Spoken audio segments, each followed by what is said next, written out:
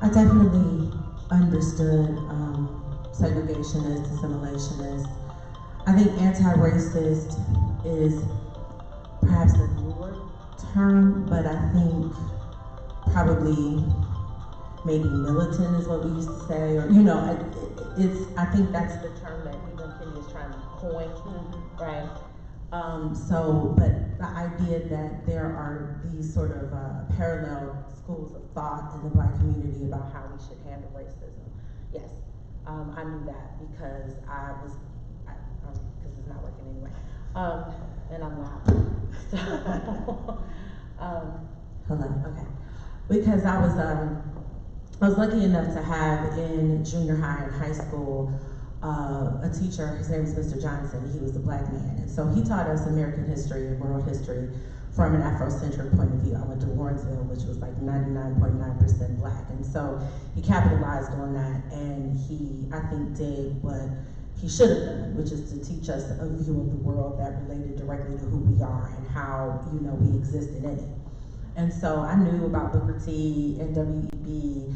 and the sort of binary that we like to impose on Malcolm and Martin, and so yeah, and yes, the book sort of reaffirmed or kind of restated those, and like I said, kind of false binaries, but definitely those kind of tropes that we have in our history, and I think did a really good job of, and I think did a really good job of sort of deconstructing them, and in a way that young people can understand. So I think I'm excited about the idea that they won't inherit, that they won't get that sort of simplified this versus that. Right. Yeah, but yes, I did, and also, but I did have this really intense sort of moment of like, I was raised to be an assimilationist, and I think, and that, but I think as you get older, I'll be 44 on Sunday, you really, and you are Black for a while, and you start to see, how things play out and where we are, and you start, I realized that I was raised that way, but I am not anymore, that my belief in that particular strategy has been eroded over all these years. So that was probably what did change for me. I want to jump in and say that I was not raised that way. On my birthday, I turned 66 years old, and during the time I was growing up, James Brown sang a song called Say It Loud, I'm Black and I'm Proud. Now just prior to that song, you could get your behind whooped for calling somebody Black. Right. But fortunately for me, I was raised in a house where we were taught from a very young age that Blackness was something to be proud of, and that there was nothing to be proud of about wanting to assimilate with a group that was lynching and had enslaved and were thoroughly screwing over and oppressing our people, which is something that continues to happen today. Anti-racist is a more recently coined word, but segregationist and assimilationist has been around for a long time. Me, I've always been loud and proud, my mama can tell you this, to be Black. I do believe readers who turn to this book, though, who are open to change, will be swayed. It's powerful, it's well written, it's supported by facts, and it has the short chapters that really buy into today's read it quickly reading society. But I do want to make a disclaimer. When I say I was raised assimilationist, I was not raised to want to be white, but I was raised to believe that there was this, you know what I'm saying? The patented path of stay out of trouble, be good, speak a certain way, get good grades, go to college, get a job, get married, live in the suburbs, buy a home, invest your money, save your money, and to the middle class, the respectability politics. Absolutely. And So Michelle, but I just want to, because I know my parents will be like, girl, never. Right. So but we also know that there's a lot of Black folk who would, if they could, would choose to be white. And I'm thinking about an issue of Jet magazine some years ago when it was still in print. Two Black sisters both the same shade of black. One hated black people, and when she got a chance to define herself, she checked white. Wow. Ooh. So let me go ahead and jump in here. Can I use the microphone? So, I am in the sandwich generation between you two, in the sandwich decade, and I too was familiar with the term segregationalist and assimilationist. And so anti-racist is also new for me. I'm happy that this book gives credit where credit is due, and they acknowledge that Angela Davis was really the first to bring the term to the public consciousness. But we now know through Kendi's work, it has developed some level of popularity. And it's a term that I'm still wrestling with, because I kind of feel like I want a stronger term. You know, I don't know if it's militant or what, but I feel like anti-racist is some sort of negative construction, and I want something a little bit more positive. That's right.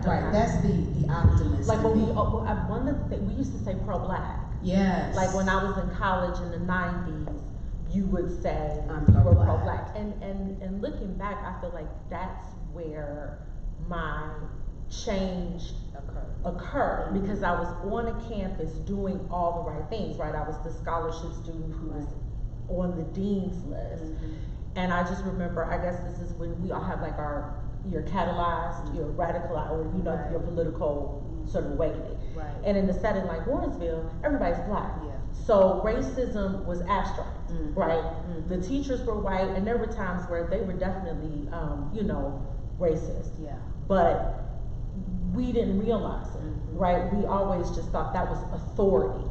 You know, old versus young. Rather than white versus black. Well, I have to tell you, I'm a graduate of Beaumont, and that's when I first encountered racism. And I was very clear that that's what I was encountering. That after being raised in the Lee Harvard community. And my family was one of the first African American families on the street. So I had white neighbors who frankly were loving and affirming.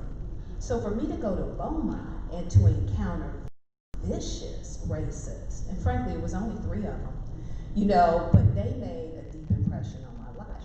And for that reason, I don't think I've ever really embraced being an assimilationist. There's always been a part of me that was very progressive and wanting to see our people completely and utterly liberated from xenophobia, from oppression, from systemic racism. But I'm still wrestling with this term anti-racist, but I know in its substance, that is the posture we need to advance as a society and as a people. It's 2020 and Trump is president. I couldn't be, I don't care what you call it. It doesn't matter what the term is. If we're treating people like crap because of their race, the label doesn't matter. Because there have been laws in place since Brown versus Board was passed the year I was born. But the majority of schools in this country are and have been resegregated for a long time. And one of the main reasons is, as soon as the law was passed, there were already people in the background working to figure out, in part due to white flight and redlining and etc., how to get the schools back to being majority black. And once Martin Luther King was assassinated in 1968, that really helped push that forward. And as far as having nice white neighbors, I have some nice white neighbors now. My husband and I moved to Cleveland Heights in 2005, but the 2 white neighborhoods my family moved into prior to that, we caused white flight. And not only did the white folks not have nothing to do with us, they could not wait to sell their homes and move. That's my experience. And then also, I went to John Adams High School, which was majority white when I started, and after Dr. King was killed, quickly became majority black. So by the time I graduated in 1972, it was overwhelmingly black. But I also want to say a word about segregation. There are scholars who in the last 15 years have written about whether or not we would have been better off had we stayed the way our Chinese and etc. folk, Jewish people who came, just Italians, and just stayed within ourselves. With that, because what you know, the funniest conversation I ever had was with this black friend of mine, like man, who's married to a white woman. And we're having this conversation. I can't even remember what we were talking about, but I remember him saying, you know, integration has been the worst thing that ever happened to black people in America, which was so ironic because he has this white wife. But I remember at the time, you know how you tuck something in, and over the years, you really start to, it just keeps coming back. And what I agree with that, because what we did was we were self-sufficient and we took care of ourselves. We built our own institutions. We were invested in that, and we bought into the myth that, and that's the other thing that I think Jason did a good job of, is yes, we can talk about how whites think they're superior, but we have to acknowledge that a lot of black people have bought into that too. As many white people as have bought into that mythology, so have a lot of blacks. And so as soon as we got on track, we zoomed in. We were like, obviously they have everything we need.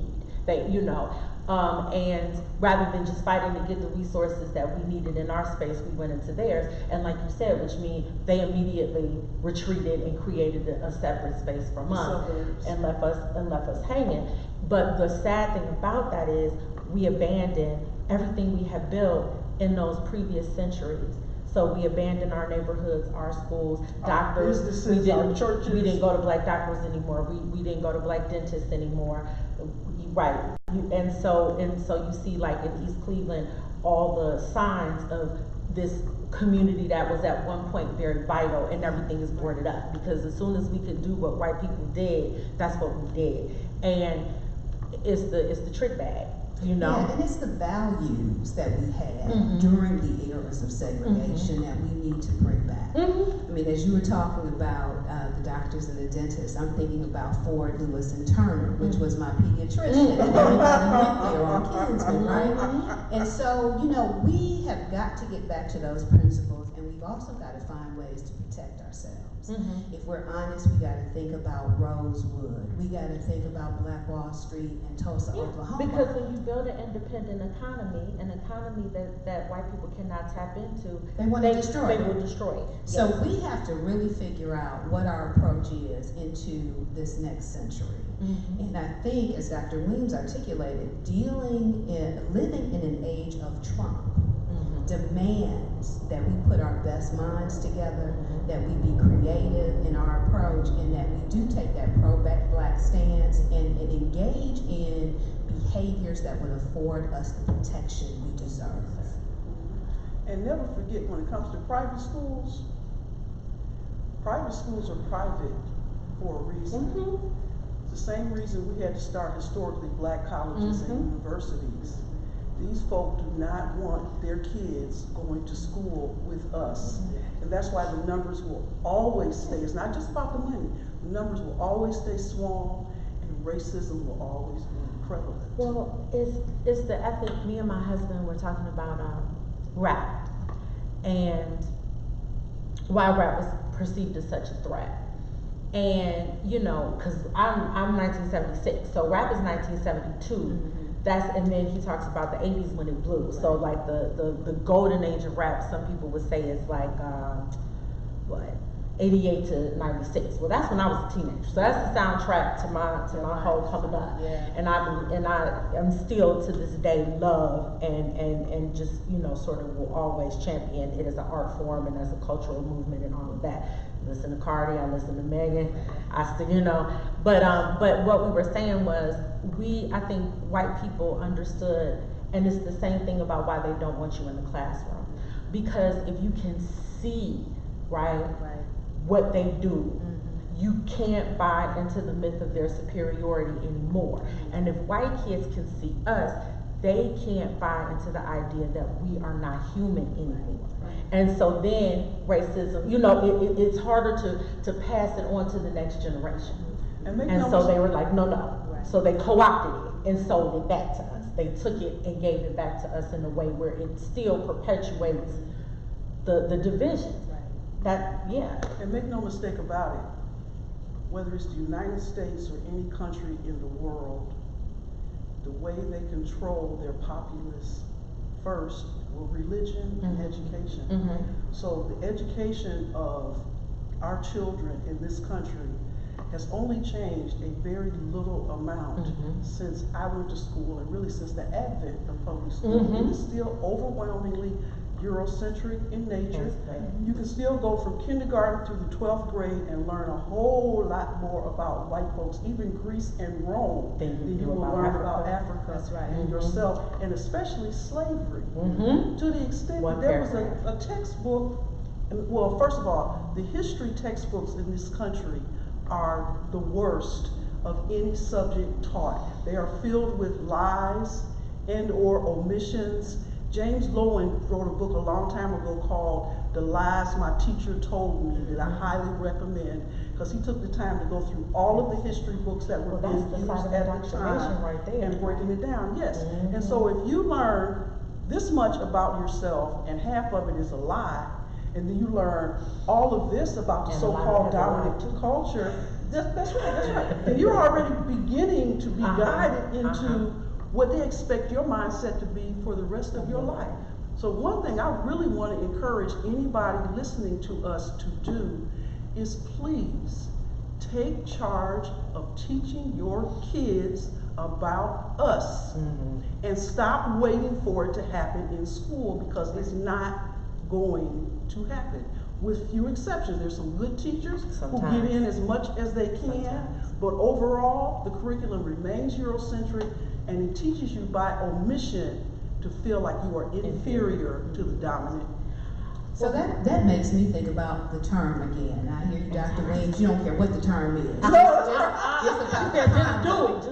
But because this is a term that is made popular in the book, the reason we've not heard this term is because of the mythic ideology of white supremacy. This was a concept that is anti-racist, and they didn't want us to know it, understand it. But here, thank God, we are in the midst of this era, and we are discussing the issues.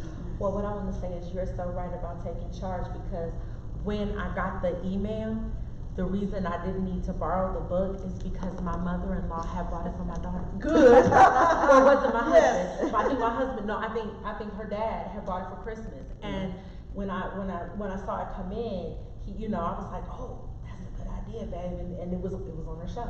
So I was like, oh, I got it. because like you said, with his mom is a librarian, my mother is an English professor, I'm an English teacher, he's a literacy coach.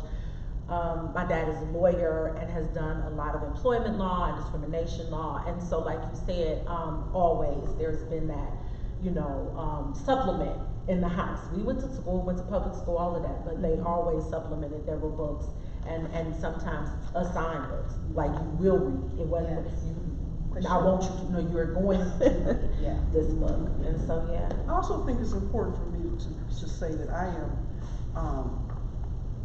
from and of the ghetto, and proud to be. My mother worked on the line at Stouffer's, crimping macaroni and cheese containers. And the thing she wanted most for the four of us, my two sisters and my brother, is that we graduate from high school and get a good job that we can retire from. That was her dream for us. And it took me a while, after spending 12 years and 11 months in the corporate sector, working for Chevrolet Motor Division, where the personnel manager liked to gather us all around the file cabinets in the middle of the office and point out that everybody was free, white, and 21. So it took me a while to get tired of having white people be my bosses, not because they were smarter or more talented, but because they had college degrees, to decide that I was going to do something with my own talent. And I think it's important for me to share that it took me 10 years going to school part-time to earn my undergraduate degree at 40. But by the time I was 46, I had my master's and my PhD from Research One. My mother did a similar thing. Took her 7 years to get her master's because she was working in corporate AT&T, and then it took her 8 to get her PhD, which she didn't start until she was 40. So when I went to Case at 18, She went to KSAT 40 and we were in the English department together. But it was, like you said, I think it's so important for people to understand, because I was one of those people who was fortunate enough to come right out of high school, get the scholarship, do the 4 years. And I had to do the 4 years because I only had 8 semesters of scholarship, and then they weren't paying no more. So I had to do it on time. I understood that I had to keep the 3.2, but luckily I had 2 parents who could support me through that. But it doesn't have to be that path. And that's the part of assimilationist that I refute. You know, the idea that there's one way to do it, Right. and you have to do it that way. Like there's a legitimate way to do it, and anything else is somehow less legitimate or less credible or less respectable. Like, I think that's important, because most of the people I know did not go 4 years straight through out of high school. That didn't happen. Michelle, I agree with you, and you know, we're extolling the virtues of education, and I have 4 degrees. But I'm concerned about the present generation and those of us who are saddled with academic debt. You know, we have to find another way. And we know that African American women are the most highly educated group in this nation, but we're also the group that's saddled with the most academic debt, which makes sense. And we also do not earn but what, 68 cents to every dollar that a white man earns. That's problematic, and that too is systemic racism. I do want to share that I never borrowed a dime to go to school. Chevrolet Motor Division had a 100% tuition reimbursement. So while I was there, and I didn't know what I wanted to go to school for, but I knew that I was going to take at least some classes since they were paying for them. So I started out at Tri-C Metro, as a matter of fact, but I've never borrowed a dime to go to Praise school. God for that. But see, Let me finish, because this is important. Once I finished my undergraduate degree, based on my publications and my accomplishments, I got my master's was paid for by Cleveland State. I went to the University of Illinois at Urbana-Champaign, starting with a $12,000 graduate fellowship, and received a full ride until I finished. And I salute that. So I have but no you know, that's a debt. rare But I situation. just want to let Yeah. people It know can it's happen. possible. It can. Because if Yeah. you never hear that it's possible, you automatically Right. assume I that gotta you have settle to go with into this tens of debt. thousands of Yeah. dollars worth of debt, and you don't. And you However, don't. no, hundreds of thousands Yeah, of dollars yeah, in debt, today. and I am $120,000 in debt. And what I will say is, we have to think about that part, but also the reality of college, university is a system, Yeah, right? It's that's a it. structure. And we know that everybody isn't going to flourish That's right. within that structure. And we know that there are other things to be. There's a whole big swath, an array of things to be. Yeah. So I think, you know, when we're talking to kids and they tell us what they want to do, some things require college. So Some those things. children, we prepare for college. Yeah. Other kids, it doesn't. Well, So let me say pushing this. everybody into, like Yeah. you said, and especially when it does take all that time, all Yeah. that effort, sometimes debt, we need to be much more selective. It's other things to We be. do. And we hierarchize Yeah. certain types of work. Blue Yeah. collar work is, and white collar work is, and we need to stop that. And we also need to recognize that as a global power, there are nations in this world where college education is free. And you can leave. Right? And so I would like to see, yes, you can leave the United Can States if you leave can and get go into those into- schools, but I actually would like to see the citizenry become more adversarial Yeah. with our own government to ensure that we get these basic saw your human post. rights, right? I saw right? your post where you said we have to stop acting like we're in sort of friendly conversation 'cause we're with not. the government. We have to have an adversarial relationship with our government. And what do I mean by that? One, we need to be informed voters. We need to understand who we are electing. We need to understand their character and their quality. Then, if we vote for them and they get into office, we need to agitate them to vote in our best interest versus And hold them corporate accountable. interest, right? Yeah. And hold them accountable. And it's problematic. As an African American community, we really have to learn how to master this, because we know there's really only one party presently that's major.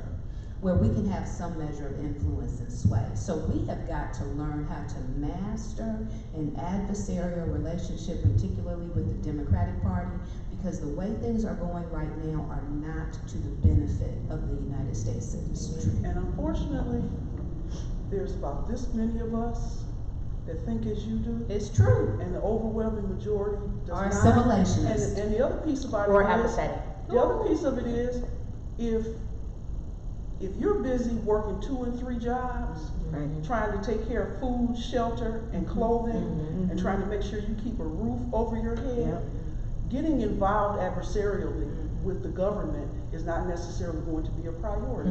And we know that it should be, but it's 2020. I can't tell you how many times I've heard what you just said, how many times I've had other people say what you just said, how many times I've read where people said what you just said. But the fact is, our buying power is $1.3 trillion, and the overwhelming portion of that money is not spent anywhere near in our community. us. Not at all. And I think about, because I said to my mom today, after hearing about the indictment in relation to the Breonna Taylor case, which we can't even call an indictment for the case because it totally ignored the fact that she was murdered and dealt with the situation with the neighbors. But I told her, I said, you know, poor people are the ones that pay taxes. Rich people don't pay taxes.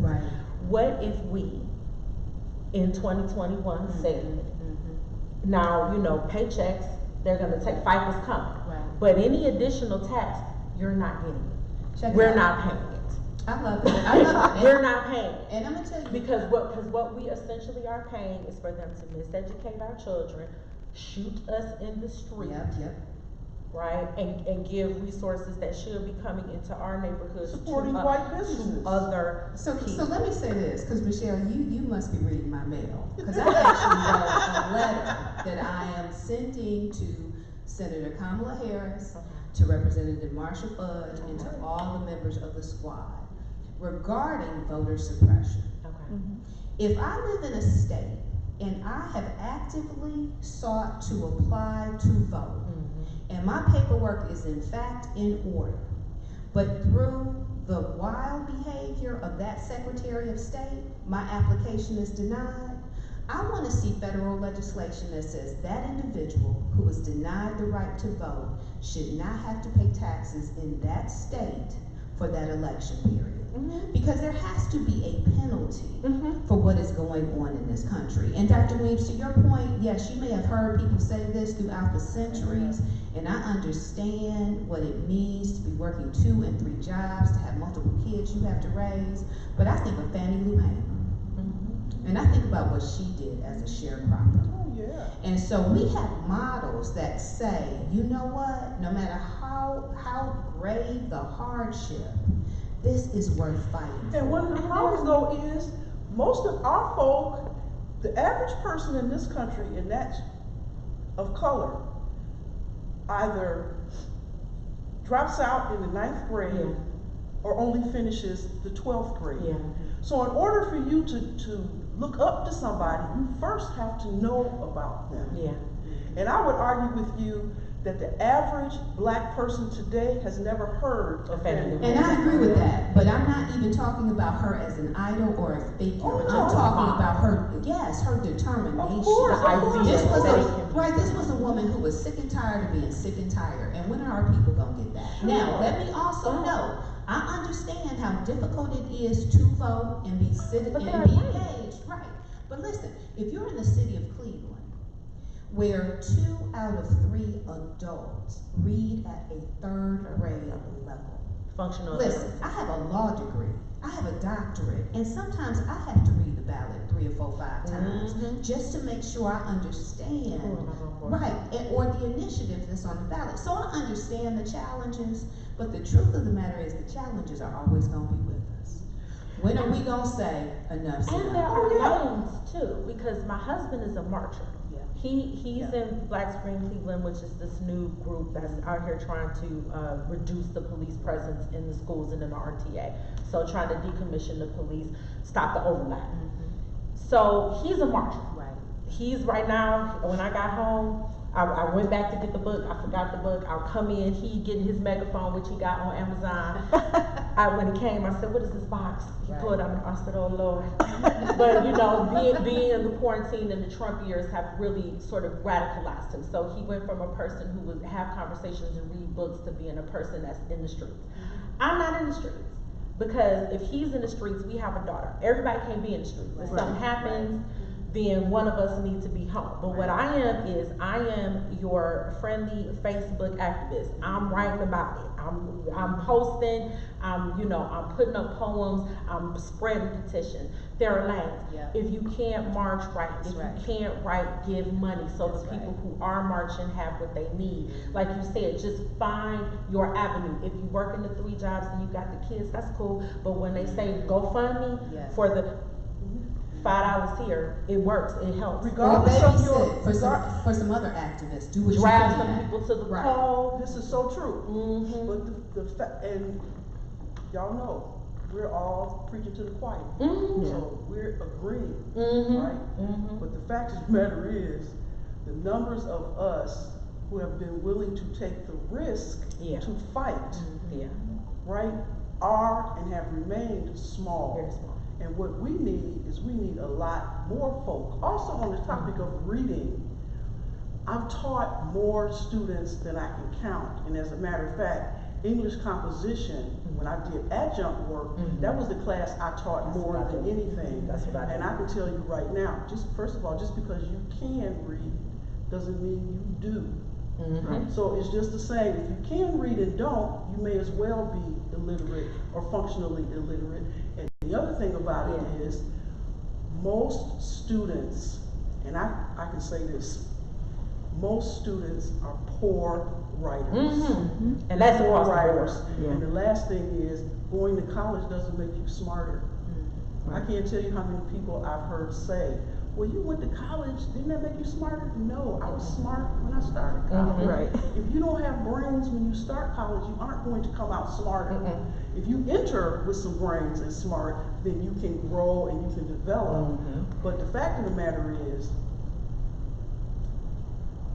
what we're talking about needs a whole lot of change at a whole lot of different levels all at once. And one thing that strikes me is the number of black folk like John Lewis, like Fannie Lou Hamer, like Sojourner Truth, and etc., like Stephanie Tubbs Jones, who spent their entire lifetimes, right, trying to help us and move us forward. It's 2020.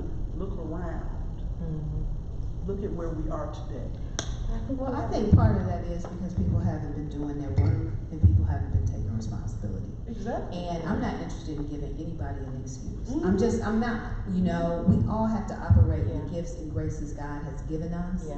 I understand what the reality is, but we are at a critical juncture. And have been. And yes, but I tell you, if the Republicans are able to push through a nominee to the United States Supreme Court to replace RBG, we're in trouble. And we never should have gotten here, if the truth is told. Dr. Weems, you alluded to this earlier. The Republicans have been strategizing on this for at least 40 years. And we've been a part of a party that really has not been fighting the good fight on our behalf. And in some cases, they have been complicit with Republicans in crafting legislation that has been detrimental to the African American The chapter about politics is corrupt and always has been. And always will You be. only get so, and always will be, you only get so far in Working the power paradigm working within the system. Right. And the fact of the matter is, once you start rattling that boat and once you start making the kind of changes that are really needed, they find a way to get rid of you. Well, I tell you, I hear you and I appreciate your very pragmatic approach, but I am exceedingly optimistic, and it's just my nature. Belligerently optimistic, and I want to see the progressives in this nation really take over and make some headway. And I want you to know, I want you to know something. I also am an optimist, but since 2016, let me tell you something. It's been difficult. I hear you. I've been alive during that time. That's right, and it doesn't mean that I'm laying down or that I'm going to die because Trump is president. but it has caused me to really slow down and take a careful look at where I spend my energies. But I hear you, both my of sister. you are saying, what I hear sort of underlying both of you is, whatever we do, it needs to be new. I think that's what both of you are saying. And it's gotta be urgent. And yes, It's urgent. I think what both of you are saying is that the fight is clearly not over.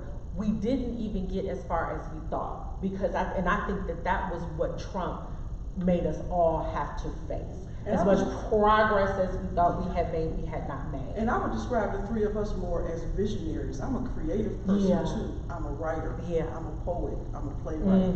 So I'm more visionary than I am pragmatic. And I think you are too. Well, and I think, definitely am. and I think as a spiritual person, as a religious person, that is always about seeing, right? Yeah. And I'm Believing crafted, faith. right, I'm crafted in the prophetic tradition. I just really am. And I do see myself as more spiritual and creative than religious. Okay. Because I do not submit to dogma and doctrine, because I now understand how mythical it is. And so I guess I just have a fighting spirit that I understand the hardships that we're facing. But the truth of the matter is we need to overcome them, or else we'll be living in a pre-1865 reality again. And I'm not interested in that at all. And so I want to see us as a community listen to the people who are insightful and who understand. I want us to do away with anti-intellectualism, because I think that is a problem in our community as well. And I really, really want to see us overcome. I want to see us have a critical mass of people, because you talked about that minority, and it's been real. But we know it's all there. When there's a critical mass of people, progress can be made. And in this case, in light of the resurgent Black Lives Matter movement, we may actually find that that critical mass is multicultural, which will be very interesting. I'm also interested in seeing these corporations who have been putting out all these little statements, these pithy statements about supporting Black Lives Matter, put their money where their mouth is. I want to see more African Americans on their boards. I want to see millions of dollars put into our community to improve our community. I want to see a different paradigm in the philanthropic community, particularly in Cleveland. We know that this is a city that has phenomenal social services. It is a city that has phenomenal philanthropic contributions. But where is the change? How is it we are still, with our sister city, Pittsburgh, the poorest and the second poorest city in this nation? It's a problem. Systemic racism and oppression. Every single institution in this country was founded on it. Those institutions still exist. And 1865 is still a part of 2020. Anytime a Black person can be shot in the back running down the street, anytime you can't walk down the street without committing a crime, anytime a Black woman can be broken into while she's sleeping in her bed and shot 8 times and the police can walk, anytime Black women and Black people can still be making less money than our white counterparts.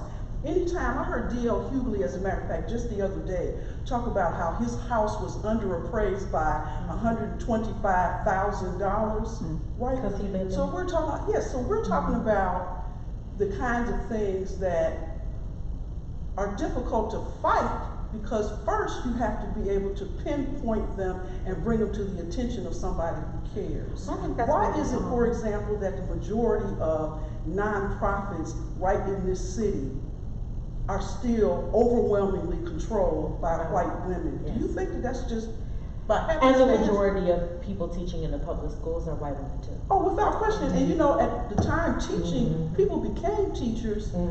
It was considered a low-grade job, because you became a teacher because you couldn't get a husband. And fast forward, who are the lowest paid, who remain some of the lowest paid folk in this country? You want to talk about how much we value education? Right. Education is valued only to the degree you are preparing the next generation to take the place of the last generation. And for us, it's at a lower level than our white Well, because they counterparts. don't, because like you said, replace, not super, you know, the ethic that I think we all grew up with was your parents wanted to see you better. Right. But like you said, society does not subscribe to that ethic. We were brought here to be perpetually slaves. That's all we were going to be. Right. The 3/5 compromise was written into the Constitution because nobody anticipated emancipation. We were supposed to be here as this permanent underclass that was never enfranchised. And then the emancipation became necessary as political expediency. It became a political necessity in order to preserve this union, because the North needed the raw materials from the South. Secession was going to bankrupt everybody. Okay, so, oh Lord, we gotta free them. But like you said, and then immediately we come back around to figure out how to subdue them and control them. We had to free them, but we still need them to be at the bottom so we can stand up on top of them. That hasn't changed. Have you heard about convict leasing? Yeah. Yes. Yeah. Okay, that's one of the things that I noticed he didn't mention in his book that occurred to me, that I didn't learn about until I saw the film Slavery by Another Name. I just learned about it Do too. you know how convict leasing ended? They finally killed a white man just before the start of World War II. That's how long it lasted. And then everybody was like, oh my God, we have to bring an end to this. Yeah. Well, I tell you, I hear the voice of Professor Darrell Scott, who's a history professor at Howard, in my ear. This is not 1865. I just gotta say it. We do have freedoms and we have liberties our ancestors do. I don't want to denigrate what we experienced in light of where we have come and what we have achieved. But we know that slavery, convict leasing, Jim Crow, all of these are rooted in the law. This is why the vacant seat on the Supreme Court is so critical. We already know that the current president has put several judges, I think it's in hundreds of judges in position. We have got to fight like heck right now to ensure that he does not put someone in RBG's seat, because if we find ourselves in a 6-3 religious right, far right majority, we're in bad shape. And so we got to be real clear that, again, this is not 1865, but we don't want to go there. And this is why I want people to be galvanized in whatever way they can be. Do what you can. If you can just sit home and write letters to your Congress people, do that. If you can make phone calls, do that. If you got to use an Obama phone to make a phone call, do that. Do what you got to do to ensure that we maintain our freedom. Without question, we're not. I said elements of 1860. That's undeniable. Vestiges are I still. certainly wasn't trying to say we're in the same place.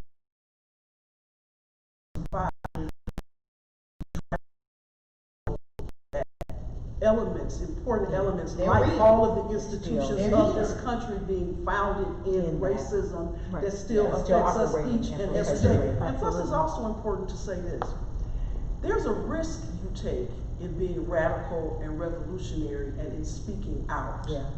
Right? That's why Dr. King is dead. That's Yeah. why Malcolm X is dead. And Medgar the list is Evers, long. the list goes The list on. is long. So that encourages to go along to get along in order to make sure their families are taken care of, and it discourages the kind of speaking out and fighting and struggling for what's right for everybody that the three of us are involved in our own particular way.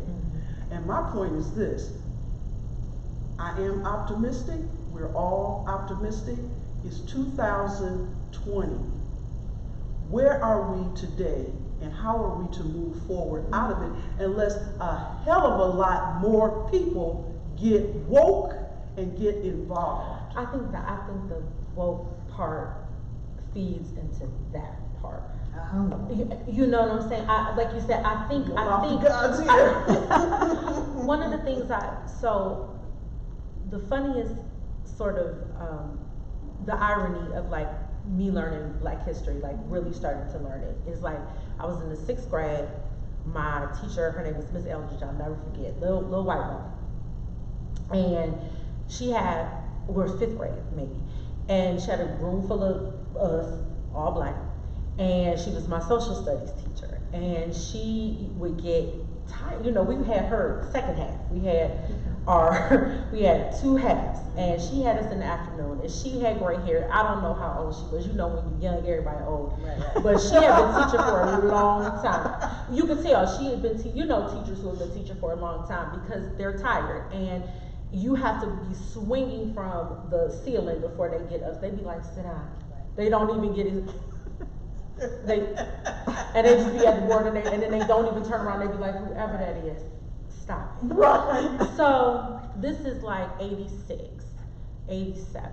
She gives us, what she does is every Friday, the TV, right, on the cart with the big elastic band, and bring the TV. The kids don't even know about that. They don't know nothing about that. Now the screen comes out the ceiling, and they put the laptop, but I'm talking about a TV, and plug it in. And it had a big old VCR, and she played us every single VHS of Eyes on the Prize. Every Friday. She made us sit, and so hour by hour over the stretch of these weeks, and it starts with construction, and it came all the way up to the 80s where we were, and that, like you said, and so again, when I think about my coming into my awareness of Black history and Black identity, and where I am on that spectrum, I probably didn't even realize that it was already that assimilation is that idea that if you're a safe Black person, you'll be okay, or personal success will win you protection from racism, right? The richer I am, the more accomplished I am, the safer. It was already being kind of chipped away. It definitely, because we didn't have white and Black students in school, helped us to understand how real racism was and all the levels that it operated, because as kids you don't see it, but it was spoken about. And the one that really got us was Emmett Till, because he got his own tape. And he was a kid. And so I remember we were kind of, poking each other, not really paying attention. And then we realized, oh, they're talking about a kid. We looked, we watched the tape, and we get to the end and the open casket, and they show it, and they tell exactly, we dragged him, they tell exactly what they did to him. And so we're all 10, 11. And then she cuts the lights on, and one of the boys is like, and she's like, yes, and he goes, but what did he do? Well, I don't understand. What did he do? And she's like, well, he whistled. They said he whistled at the woman. He said, and that's when the room went silent, and then you understood the lunacy of racism. Right. Before she died, she admitted that he had said said it up. He hadn't done anything. Which, of course, all of us that have, just a little bit of a sense of what it's like to be Black in this country, we already knew. We already knew. We knew that. And how many cases have we had where white women in particular lied on Black men and Black boys? And in how many cases have we had, like the Reese Taylor case, where you had white men willingly raped African American women and were never ever arrested, tried, or convicted? Something that's been happening forever. Did y'all know that there is a memorial to lynching in Duluth, Minnesota, which is like 98% white? I went there to speak some years ago, and I wrote a piece because the lynching memorial is right across the street, diagonal from the street lamp that still stands there today, where these 3 Black men, one of them who was just passing by, were hung. The memorial is like a city block. The first part, which starts here, has sculptures of the Black men inserted into the wall as if they're still hanging.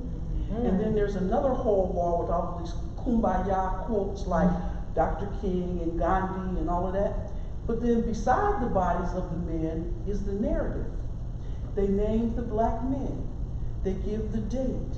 They describe how the mob broke into the jail and broke them out and hung them. How they hung a Black man who just happened to be walking by. They provide every single detail but the name of the white woman who accused them in the first place. So I wrote a piece after I got back home because I was so upset. and I sent it in to their local newspaper. It caused such an uproar that they erased it from their archives. And why do I know that? Because a doctoral student contacted me a few years later because she was trying to find it and could not locate They it. scrubbed it. Yes. Wow.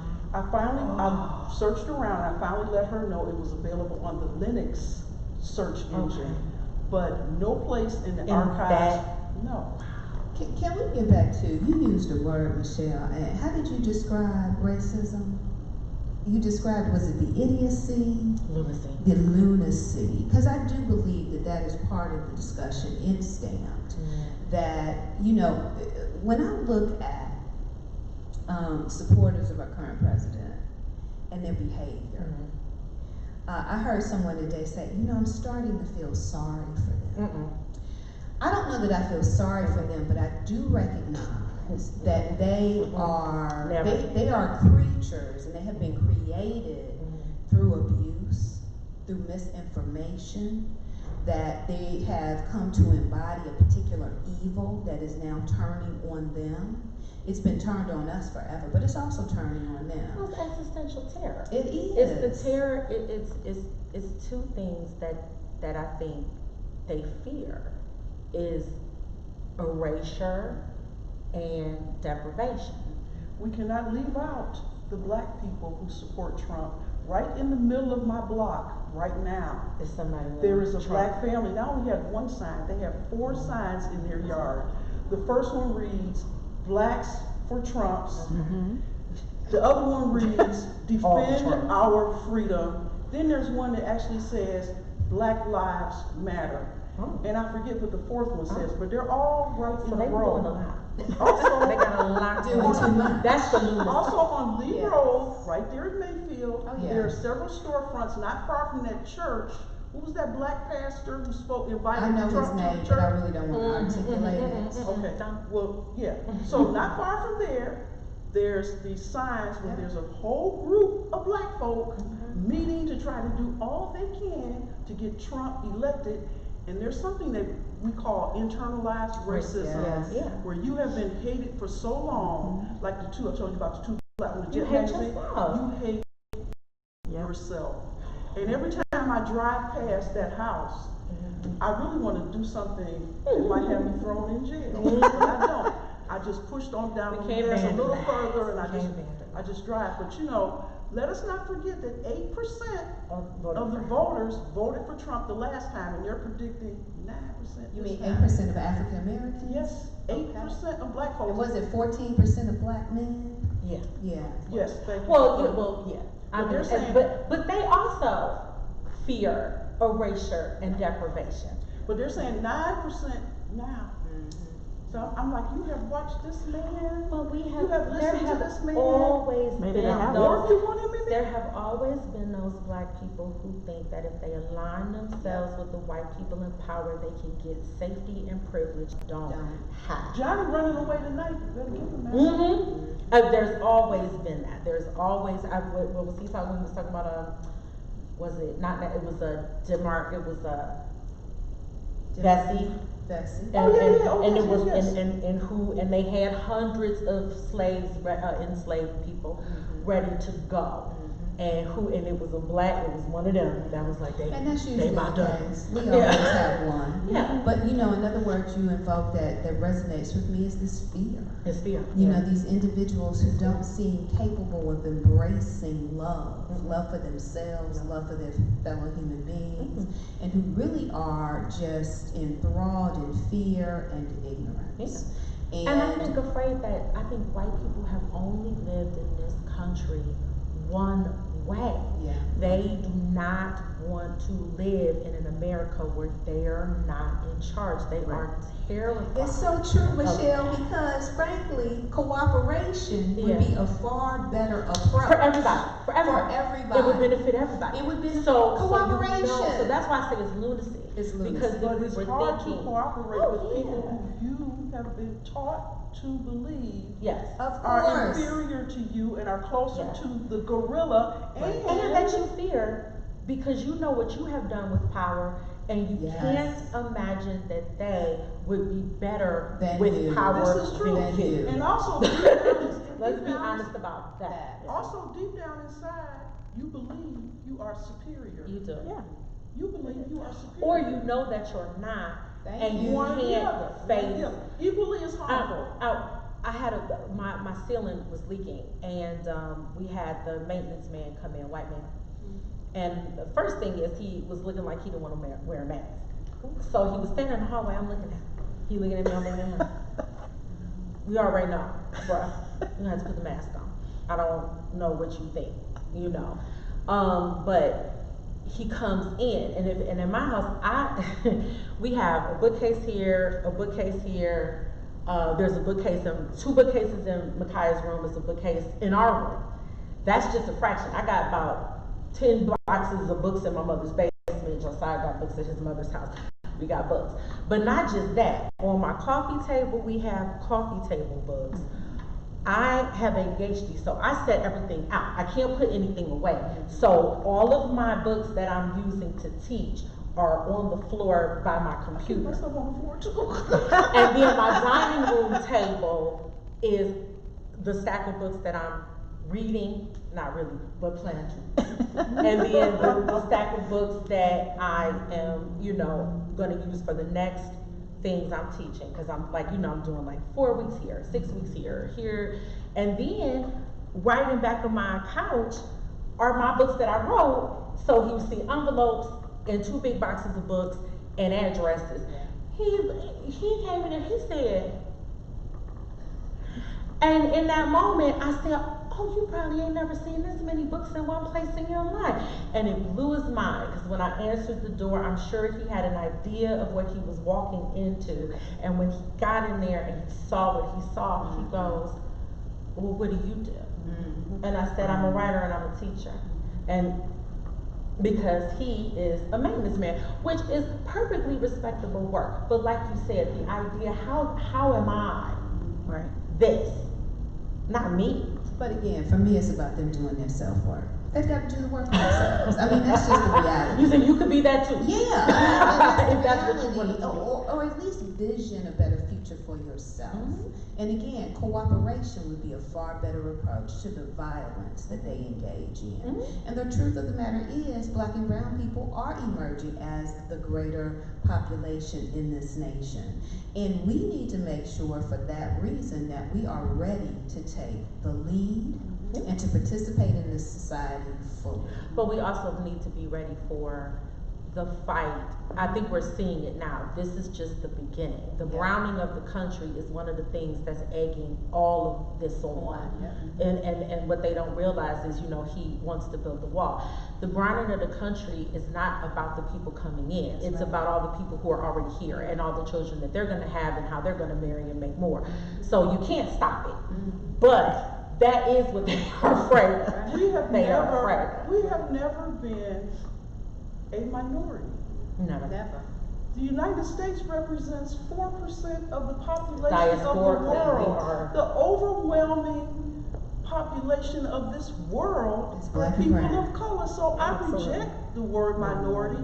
Also, I'm reading Mary Trump's book, and I have to say this. Oh, I want to read that. One of the lines, I've been writing down lines because I want to do a final poem. Oh, yes. One of the lines that really resonates with me is that in their father's house, their father, who, guess what? He dressed always in navy blue suits with white shirts and red ties.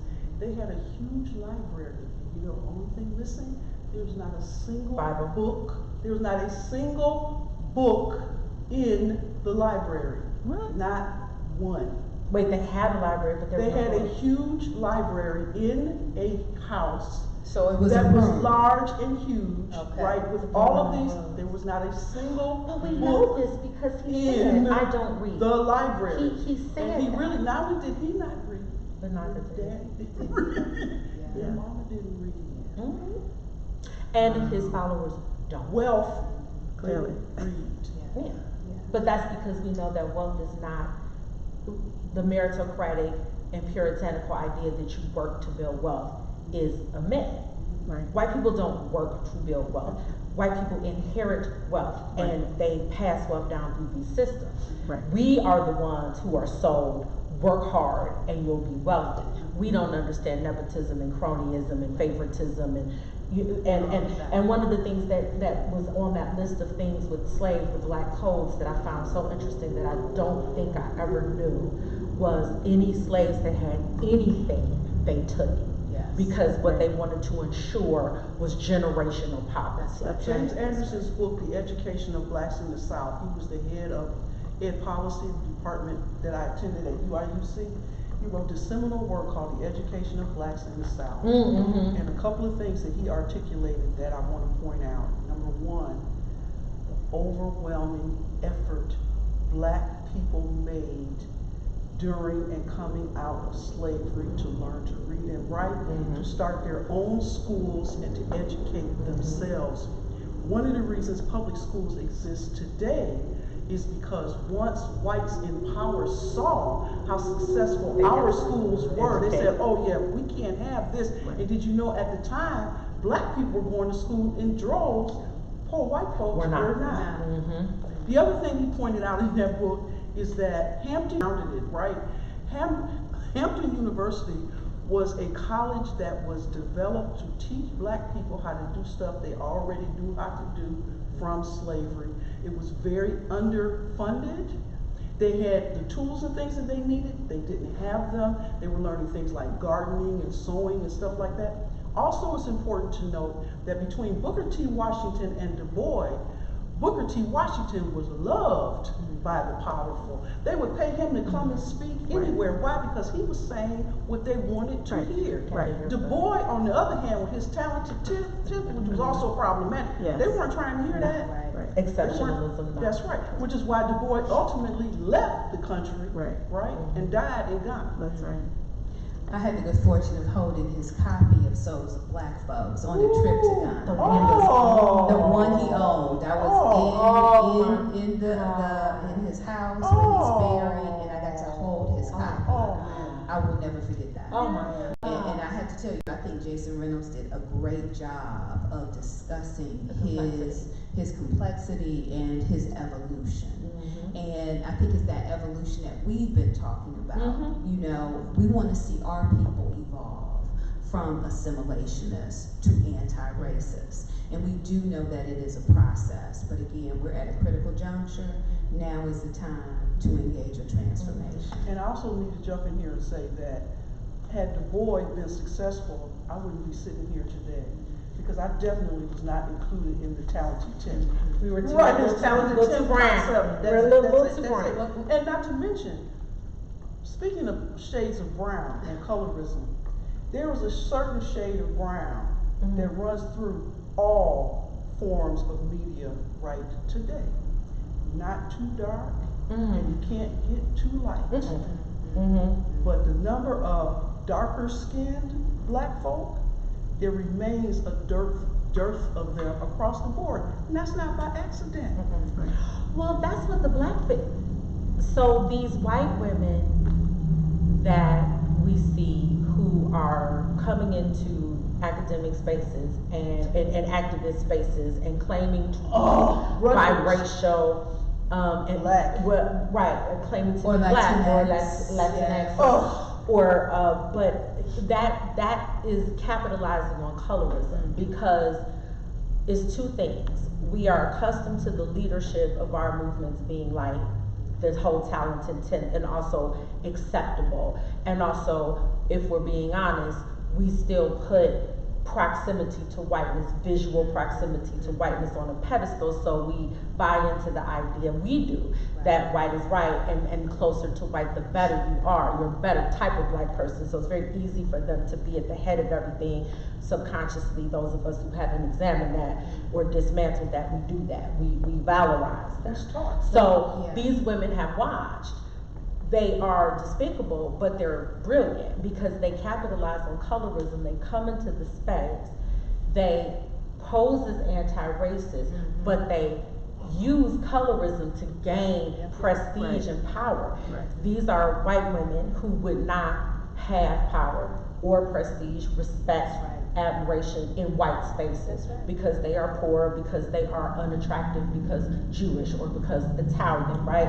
And so they say, oh, here is the space where I can be at the top. And they also, I feel, because like you said, they are white and believe that they are better, they come into the space, or rather than being a white ally, right? No, if I'm gonna be in this activist space, I have to lead. That's right. So when they realize that, okay, blackness is at the head, right, that I have to be black to lead, they lie. And I think, going back to what Leah was saying earlier about being spiritual, there's a couple of different kinds of power. Mm-hmm. And the kind of power I've most been interested in is the power over my own mind and actions, and the spiritual power. Because at some point, this part of me will go, and my soul is going back to God. And I often think about, when I stand before God, what will I be able to say about my life? And you know, at 66, I'm feeling pretty good. Oh, I think you can. Because it's not the material things I focused on. Yeah. I focused on the difference I can make in this world, That's right. who I can love, and who I can help. And I think that that's the dearth. You talk about cooperation. Yeah. Just think what a different country, what a different world It this would be. Oh, if that's what folk were focusing If we had built America. on Denzel that. Washington once said, "I've never seen a U-Haul behind a hearse." That's right. And when you die, guess what? Don't Nobody take at the celebration of your life or at your funeral is talking about what you had. Right. Right. It's true. But I think that spiritual bankruptcy, like you said, is what allows people to do, the blackfish to do what they do, the racists to do what they do, Trump to do what he does, is like you said, feeling like this is it, this is it. And so everybody's grabbing and grasping and hoarding and, you know, because they feel like this is it. And I think we have followed, because we do follow behind, we've gotten away, we were much more grounded in spirituality at some point. And the spirituality is key. I mean, I just want to go back to the distinction between fear and love. Fear is the opposite of love. People often think it's hate, but it is fear. And as a people, we have got to come to love ourselves more. We have got to root out that internalized racism that you've been talking about. And we know that colorism is a part of that. And I want to talk about an experience I had in visiting a plantation in Maryland. You know, we often hear people talk about the house slave and field slave. And people think that if you were in the house, you had a cakewalk. Slavery was vicious, regardless of if you were in the house or in the field. And if you were in the house, the proximity to the master, you were much more likely and to if get you were raped a woman, and retaliated Miss Ann was very angry because her husband was having sexual relationships with you. That's what they would call them, but we know it was rape. Yes. Right? And so you had to deal with him raping you, and you had to deal with her anger. Right. And so we need to get over this notion that there was a better form of slavery. I mean, that is so pathological. Or the romanticization of what, I just read this meme that said we need to stop, it was human trafficking, it was rape, it was torture, they were death camps. They were like, imagine if we started to, the euphemistic, like you said, those textbooks that we've been given that have given all these euphemistic terms to all these things. They said if we were to use today's language, that's what it would be. So they would say, no, it wasn't a fugitive slave. They said it was the kidnapping victim that was being held hostage in the death camp was returned to the torturer. That's right. Now, if we start talking like that, because that's what it was. That's what But it of was. course, That's that's what it not was. taught. The way slavery actually happened in this country was not taught. No. And one of the reasons folk always want to go back to the Holocaust, which is very important also, but the Holocaust didn't happen in this country. No.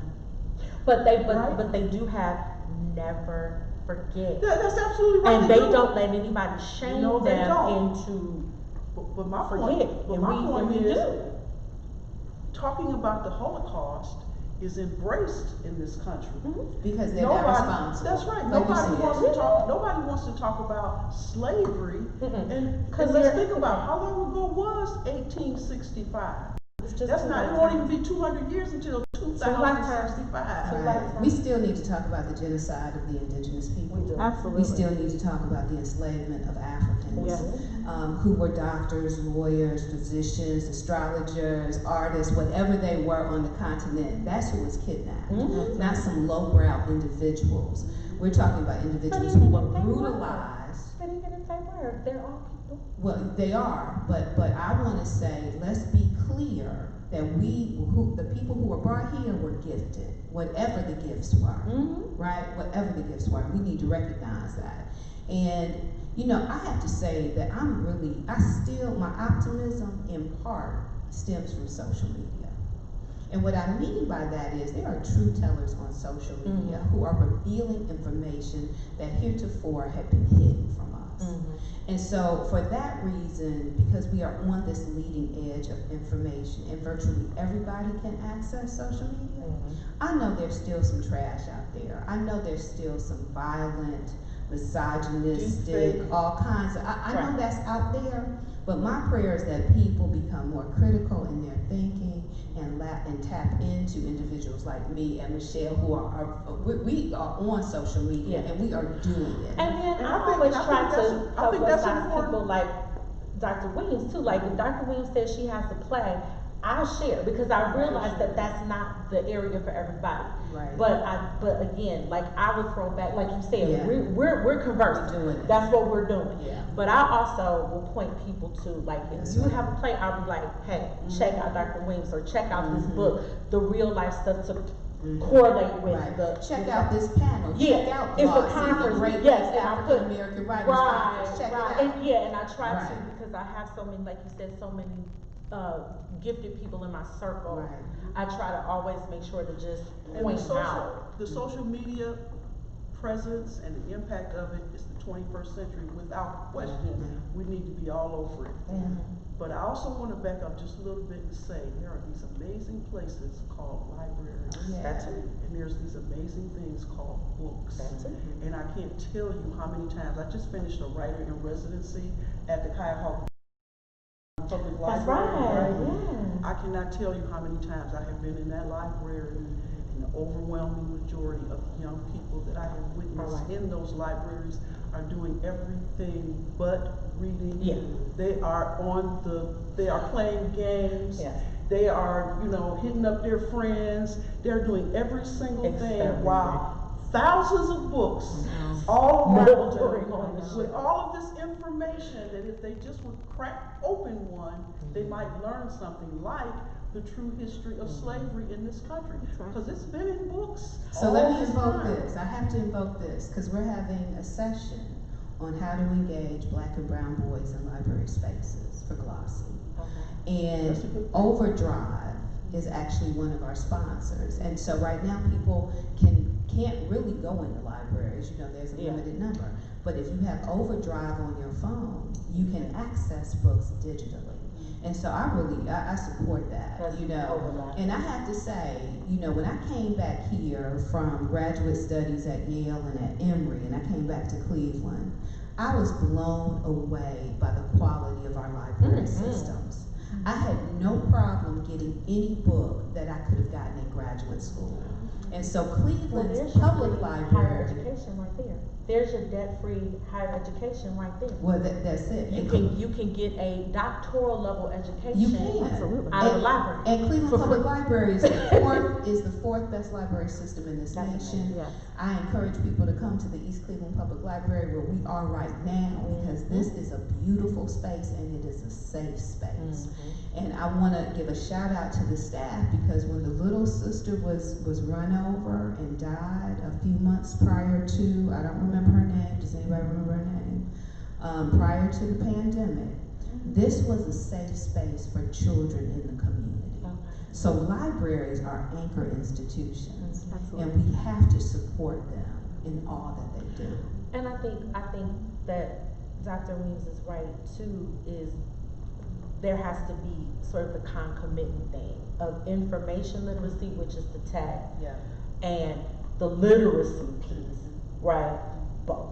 That they have to, neither one can be phased out because everything in books is not yet available online. So we still have, like you said, a whole, probably most of the information is still on pages, and we have to make sure that they're getting both. And even if they're not, I want to encourage people to look for free PDFs online. PDFs, because a lot of stuff, and the audiobooks, right, you can listen to right. the book. There are options. I mean, you got to do them both. You need information literacy and literacy. You need both of them, but don't let anything stop you. If you want to You acquire got the knowledge, Amazon, go they can ship the book. And the other thing is, one of the things that I feel like people are doing with the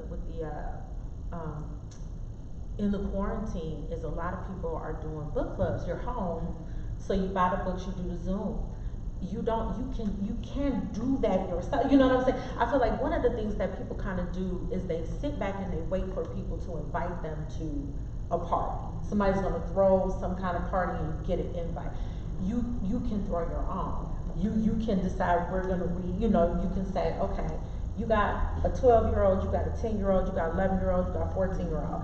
They gonna read this book, we gonna read this book, we gonna get on Zoom, we gonna talk about Anytime it. In the family, in the neighborhood. Anytime the people who own you have laws against you knowing how to Then do you something, know.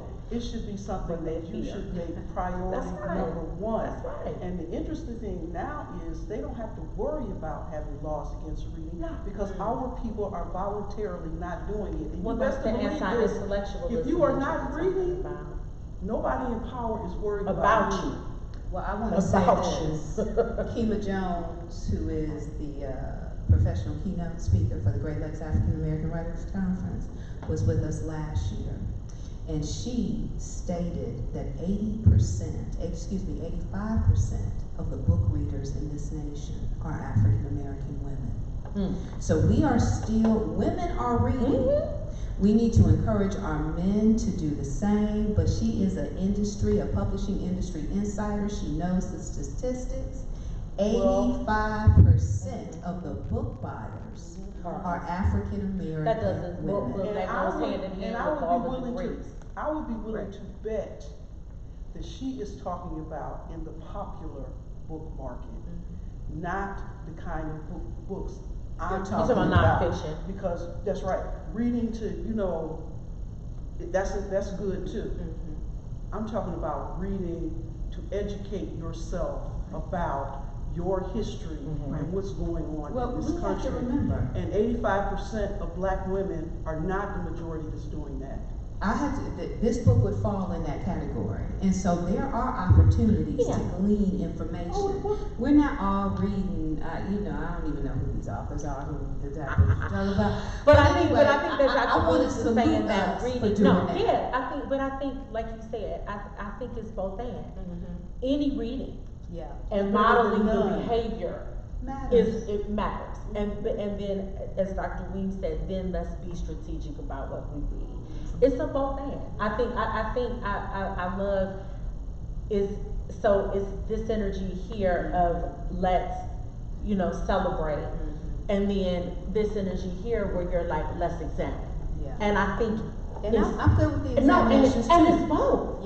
And it's both and I think that's the beauty of a panel and the beauty of different voices. And we do tend to we do put things in binaries. We're doing one or the other. That's hardly ever the answer, right? It's hardly ever the answer. And I'm gonna ask Kima to really clarify what they're reading, because we need to know. Because I don't want any misinformation Yes, most definitely. to go out. Because you know what? And I'm not saying that that's not true. I was real specific. You want to know what they're I'm reading. saying the And that's why I kinds of wanted to things, clarify. the kinds of things they're reading. What they're Because I know something about that too. So Shonda Miles McDill, I know you're listening in when you interview Kima Jones, get real clear on what type of books African American women are reading who make up that 85%. But I am And I also happy that the wanna- women are reading, because I feel like the women are in the homes in a way that unfortunately the men are not. So at least we have it increases the chances that the kids are reading. And I want to say, whatever they're reading is better than Nothing. not reading. Exactly. Then a library with no books. That's the truth. Like The a other trunk. thing that's factual is that most popular books are written at a particular Level. reading level. 5th grade, Between 5th And and eighth, 9th. ninth. 5th and 9th grade. Yeah. which is the level, right?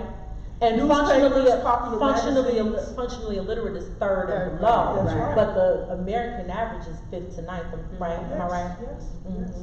Like most newspapers. Yeah. might not Yes, know that. absolutely. And the Yeah. vocabulary of newscasts and what. Just read, folks. Yeah, The just more read. you read, the better you The get. better you And get. listen, and I have The more you one write, who, the better you I get. have one who, she reads manga and fan fiction. And as an English literature major, at first I was very hung up on, like I was giving her, all, there's a Cotta Witch and all this Yeah. black YA, right? And I'm like, look at the girl on the cover, she looks like you. And my girl was like, I don't want to read that. She's 13, but she's very much into the tech and the video games, but what she likes is video games that have lore and stories, so she likes stories. So, and then she likes the manga, which are like the graphic novels. So I realized, oh, she's reading. And so she started to just read the fan fiction and things like that. And so I was like, well, she's reading. So then I can slide a little something in. And then she's a cinephile. So what I have begun to do, she loves movies, is we watch documentaries. So we get the nonfiction from the documentaries because she doesn't want to read it, but it's got to be got. So we're on Netflix and I just throw it There's a on. documentary out right now called Uncle Tom, and it's talking about the conservative black folks movement. Okay. Uncle Tom. Okay. And also John Lewis's. So documentary about his life. Good trouble. Good Good trouble. trouble. Okay, because we were watching this one on PBS, Harriet Tubman, and she kind of, she came in and she was looking and I didn't know that. I didn't know. I said, yeah, So like you said, there are, we need to get it by hook or by crook. Yeah, By can we hook or just by crook. encourage folks? Yes, Just yes. whether Because you get, you have the Netflix, you have the Hulu, right. you got the get- Amazon Prime. And get your history from documentaries and not Biopics. fictionalized Yes, works. and not I mean, we biopics. saw what happened with the Madam C.J. Oh. Walker film, Yes. the misrepresentations made there. We need to be very clear on what is historical and what is And what is not. not. Oprah Winfrey sold out when she produced Oh, the and the film Harriet one. Beloved, because she wanted to make sure the film was marketable. Mhm. So instead of portraying slavery more like the way it really happened, she downplayed it to the degree that when the black woman killed her child, it made it It look just like looked she like just she was woke just up and crazy. went crazy and just killed the baby. I really have a problem with that, because if you are somebody who has the kind of power Yeah. and the kind of money that allows you to produce a film about your own, and you're not going to produce it authentically, then why? Then don't do it. Well, doesn't that go back to something you said earlier about assimilation? Yes. Yes, And absolutely. individuals who want money, and it's Absolutely. easier to do something that's a little bit more palatable. Yeah, that's right. Well, Well, Like that's building with a the school. Harriet. That's what happened with the Harriet book. Yeah, the movie. A movie. Oh, the Harriet yes. movie. To make the villain in a movie about slavery, the black slave that's the villain in a movie about slavery. The black man. Oh, I is thought the you were villain. talking about casting a light-skinned black Well- woman and darkening her skin. Isn't that the same movie? No, No, that was that's Nina the Nina Simone. Simone. That was Nina Simone. Again, so that was they Oh, blacked that's right, us that's right, so we that's saw right. that. Okay. So like you said, so what we see is a trend, right? These narratives that are very important and that could be a source of historical information that then just start to perpetuate And the same bad sort part of about it racist is, dynamics. the general public who doesn't know better, Right. That's it. they That's the suck like, that that's in it. as the gospel. Mm-hmm. That's why, again, let's get our Documentaries. histories from documentaries And and books. recognize what is fictionalized. And that it often is, as you said, Michelle, biopics and those sorts It's of things. entertainment, and we have to, and any fictional narrative in film is entertainment and Oprah made Winfrey, to. who built a I was school gonna say, I in knew what you were gonna Africa say rather than here. and stated that the reason she didn't build one in the United States is because when she interviewed black children, all they wanted to talk about was things. And then she went over there and built, What? things, like they want Jordans and they want new computers and they want new this and that. And then she goes over to Africa and builds this elitist school that has everything the heart could want for, except she doesn't thoroughly vet her teachers. And it's in South Africa to be specific. Yeah, But right. how can Absolutely. you Yeah, at that. punish, but Right. how can you punish American black children for being capitalist? And then How provide can you punish provide all of these things to the school in Yeah. South Africa. Yeah. My thing is, you have enough money, build a school in both places. Well, you know, indeed, because I want to invoke that old phrase, charity begins at home. Yes, it does. Always. Charity is a synonym for love. And so I agree with you, Dr. Weems. Why not here as well? And her reason. I mean, somebody who is more about things. Anybody ever watch her show? Oh, these are Oprah's favorite things. Well, I in the don't get it. magazine is devoted to doing nothing but selling That's right. very expensive artisanal things, Yes. right? $300 cheese and an ice cream maker and a cashmere throw to put on your, and then she's in this monstrosity of a mansion with a lake and dogs and horses and Should I invoke the word again? Assimilationist? Yeah. and you know and well because I have a word for Oprah. That is a word that would be very offensive to my sisters, which sums up how she has been able to become so rich and powerful, and she realizes it, which is why she plays that role in order to stay very rich and powerful. There are 3 things that Black women can be that people will always buy into. They're always ready to consume. Jezebel, Sapphire, and Mammon. Now I will let you decide which one which one applies Without to question. Ms. Winfrey. Without But you know, question. those are 3 roles that if we're ready to play them, America knows that, because what's it the just acronym? reaffirms it's what reaffirms their distaste for us and the idea that everything that's happening in the Black community, we are responsible. And what's And her that's- acronym? OWN. Own. Oprah Winfrey Network. Yeah. Own this and own that. And my own. this and my own. Mhm. Yes. But the 3 things that you laid out, that is the way to overcome the issues of colorism and being too dark, right? If you decide you want to be one of those 3 things, you're great. Well, no, only one. One of those 3 Because things is you what I can't, said. I was gonna say, I that said, too. if you decide That you want too, to be because one of those 3 things. You're good. And one of those things you kind of are by default. If you Mhm. open your mouth and you're brown skin or you're darker skin, Yeah. as soon as you open your mouth, you're one of them. Right. Automatic. Right. And speaking of that, I want to say a word about self-esteem Mhm. and loving yourself exactly as you are. Mhm. And the fact that most of us Don't. Mhm. and we don't even know we don't. Mhm. Because I didn't hear the word self-esteem or anything like that until I was in my 30s. Mhm. No one ever told me I was attractive growing up, not And even beautiful. one time, not even And once. you're beautiful. So I grew up thinking that I wasn't, Mhm. and I had very low self-esteem, so Mhm. much so that when I walked down the halls in my school, I would have my head bowed Mhm. because anytime I heard someone laughing, I thought they were laughing you. at me. Mhm. But I am no longer In that person space, yeah. because then- I very much came into my own, and when I did, there was no There was. stopping me. But gender has a lot to do with self-esteem, and I I think do a lot of think- men don't have Well, low I self-esteem agree, too. but I will say, because women are sexualized and objectified, looks, you know what I'm saying, become a whole thing for us, right? We tend to value ourselves according to our looks because underneath the racist piece, and we're 3 women, so is the sexist piece. And True. when he gets to the part about Angela Davis, he starts to, and I was very grateful that was explored, the sexist part and the matrix for us of both, and the fact that we're dealing with both. And I do think Black men feel emasculated. That can be a lot of where that low self-esteem comes from, but we're objectified and we connect our value to our looks, our sexual appeal, how wanted we are, how desired we are, and that feeds a lot into colorism. It feeds a lot into stereotypical behavior. And so they're all, like you said, there are these cycles, and you have to break out of them. Yes. You really have to dismantle when you are talking about somebody's skin tone and you are saying somebody is pretty, why are you saying that?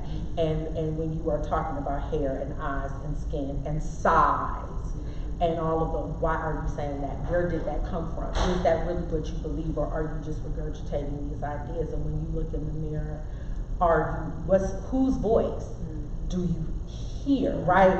Who told you that? Because I remember, and I will say I went to therapy, so I went to therapy, and I think a lot of people need to go to therapy. But I remember my first session in therapy, my therapist said, "Tell me about yourself," and I just gave her all these adjectives, just I'm this and I'm that and I'm this and I'm that and I'm this and I'm that, and she said, "How do you know?"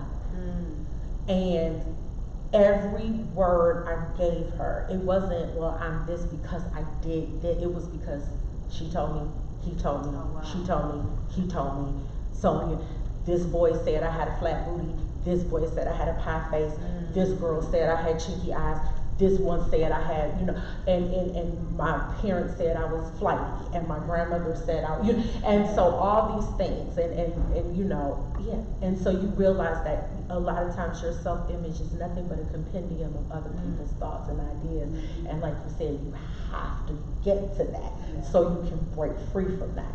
Speaking of sexism, when George Floyd was killed after having that white man's knee on his neck for 8 minutes and 46 seconds, people all over the world marched in protest.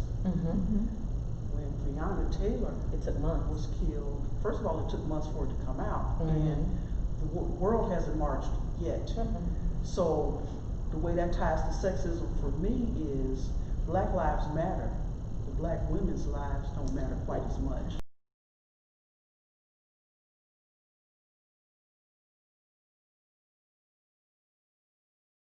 Their lives matter too. And I agree with you. Thank God for saving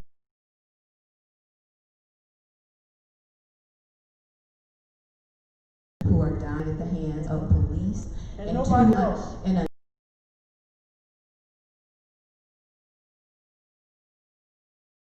one. And so that is a legal battle that must be waged.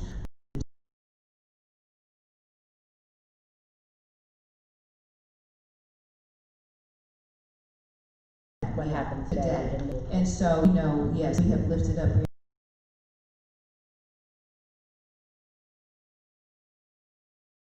hundreds and thousands and hundreds and thousands.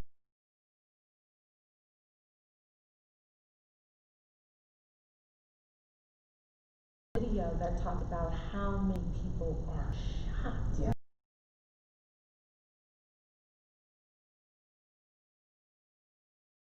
Cripple people. They Yeah. disable.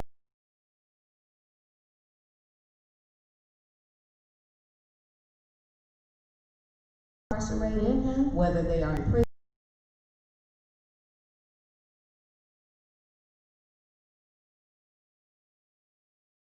Death blossoms, very instructive around.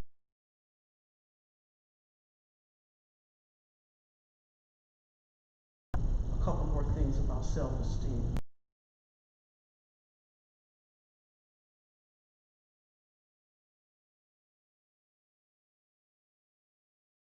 In wrong places, and that's any place outside.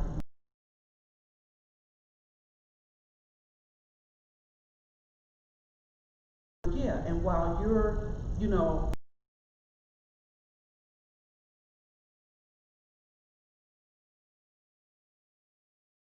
and also when it comes to change,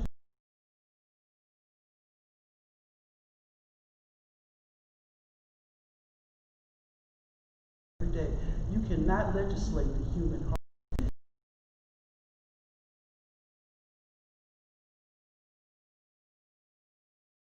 Hear us because of the color of our.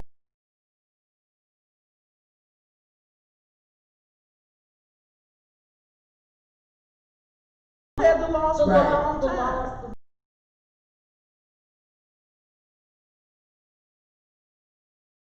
You can litigate, you can sue, but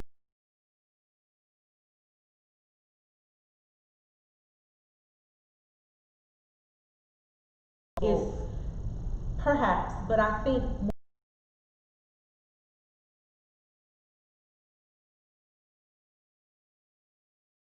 kid and when you have to punish a kid.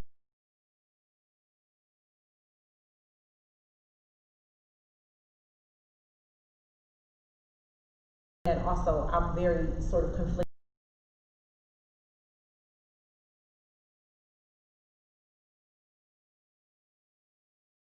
Loves Barbie.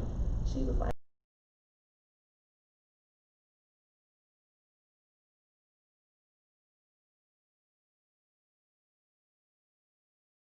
about being racist.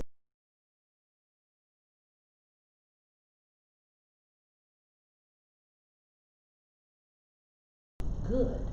Because if they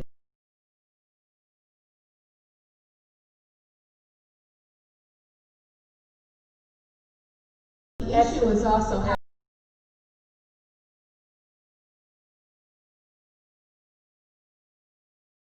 values, but I'm gonna tell you the law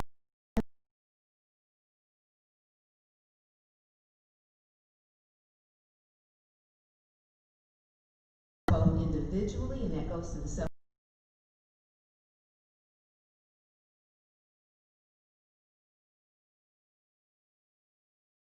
You can have all the, I mean, look around.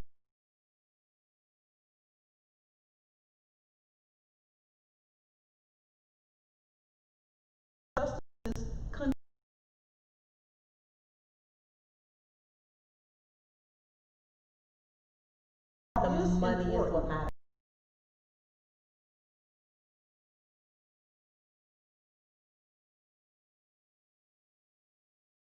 The only way you get there, they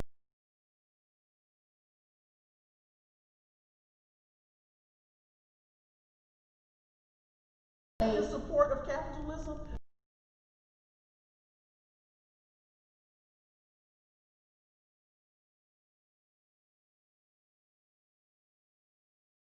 It's not just moral No, it's suasion. not.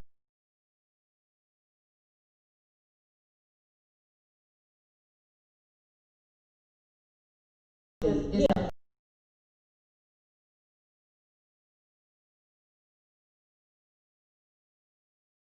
stand again and again.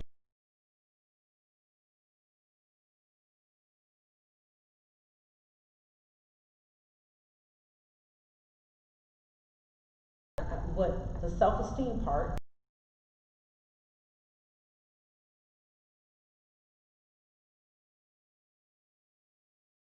No.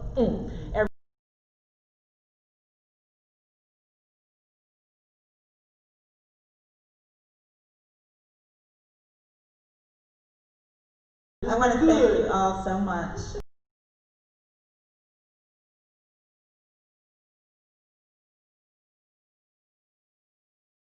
Reverend Dr. Lewis.